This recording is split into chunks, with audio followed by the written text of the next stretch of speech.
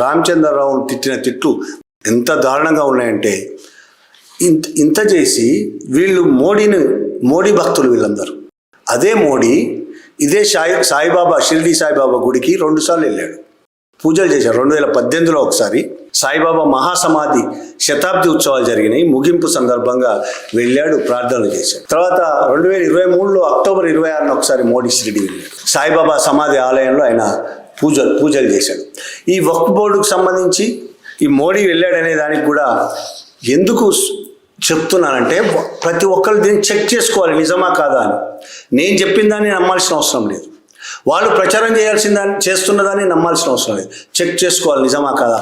ఇవాళ చెక్ చేసుకోవడానికి చాలా టెక్నాలజీ వచ్చింది మన దగ్గర, దాన్ని ఉపయోగించి టెస్ట్ చేసుకోండి.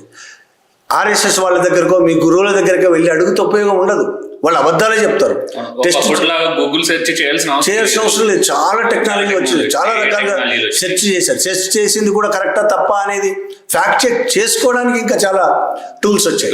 దాని ఆధారంగా మీరు చెక్ చేసుకోండి నిజాలు ఉన్నాయా అబద్ధమా అనేది. అట్లనే ఈ విధంగా జనాల్లో విపరీతమైన విద్వేషాన్ని నింపారు కాబట్టి ఈ పరిస్థితి వచ్చింది. ఆ విద్వేషాన్ని కొద్దిగా పక్కకు పెట్టి, విద్వేషాన్ని పక్కన పెట్టి నిజాలు ఏంటి అనేది తెలుసుకోవాలి. సాయిబాబా దేవుడు కాదా అనేదంతా నాకు సంబంధమే లేదు. ఆయన దేవుడైనా దేవుడు కాకపోయినా, రాముడే సాయిబాబా అవతారమైనా రకరకాలుగా ప్రచారం చేస్తున్నాడు. విష్ణు అవతారమే సాయిబాబా అని సాయిబాబా భక్తులు చెప్తుంటారు.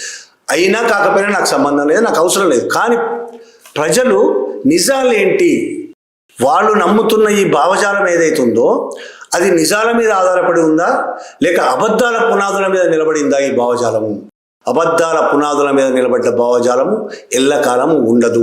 ఎల్లకాలము ప్రజల్ని మోసం చేయలేదు. ప్రజలని కొంతమందిని కొంతకాలం మోసం చేయొచ్చేమో కానీ అందరినీ అంతకాలం ఎవ్వరూ మోసం చేయలేరు. మోసం ఏదో రోజు బయటపడుతుంది. బయటపడక ముందే మీరు మేల్కొని మీరందరూ విద్వేషాన్ని చల్లకుండా, అంటే వాళ్ళు రామచంద్రరావుని తిడుతున్నారు కాబట్టి మాట్లాడే మాటలు కాదు. వాళ్ళు రామచంద్రరావుని తిట్టకపోయినా పెద్ద రామచంద్రరావుకి వచ్చే నష్టం లేదు. ఆయనను బీజేపీ అధిష్టానం నియమించింది, తీసేస్తే ఉంచాలంటే ఉంచుకుంటుంది. మీ సోషల్ మీడియా కామెంట్ల వల్లనే ఆయనకేం జరగదు.